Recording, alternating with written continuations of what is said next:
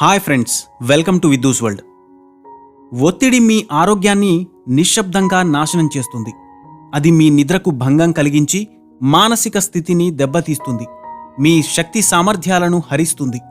మీ శరీరంలోని రోగ నిరోధక వ్యవస్థను బలహీనపరచి జీవక్రియలకు ఇబ్బంది కలిగిస్తుంది.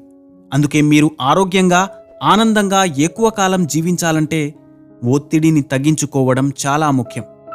చాలామంది జీవితంలో చేసే 3 ప్రధానమైన తప్పులేంటంటే ఇతరులను అనుకరించడం, తమను తాము సామాన్య వ్యక్తులమని భావించి దానిని అంగీకరించడం, చేపట్టిన పనిలో ఒక్క వైఫల్యం ఎదురవగానే నిరాశకు లోనవడం, కుంగుబాటుకు గురికావడం. ఇలా ప్రతికూల ఆలోచనల్లో కొట్టుకుపోవడం మాని కాస్త సానుకూల వైఖరితో ఉంటే అసలైన జీవితం మీకు ఎదురుపడుతుంది. అయితే ఏ విషయంలోనైనా అతి అనేది పనికిరాదనే నియమాన్ని ఖచ్చితంగా గుర్తుంచుకోండి. అందరికన్నా ఎక్కువ డబ్బు సంపాదించాలి, స్నేహితులందరిలో నేనే గొప్పగా కనిపించాలి, బంధువులంతా నన్ను చూసి ఈర్ష్యపడేలా దర్జాగా బ్రతకాలి అని ఆలోచించేవారికి ఎప్పటికీ దక్కనిది ఒకటుంది.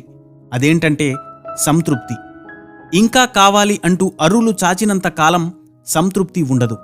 మీ కష్టానికి తగినంత ప్రతిఫలం మీ దగ్గర ఉంటుంది. మీ వద్ద ఉన్న వాటి పట్ల కృతజ్ఞతతో ఉండడం చాలా ముఖ్యం.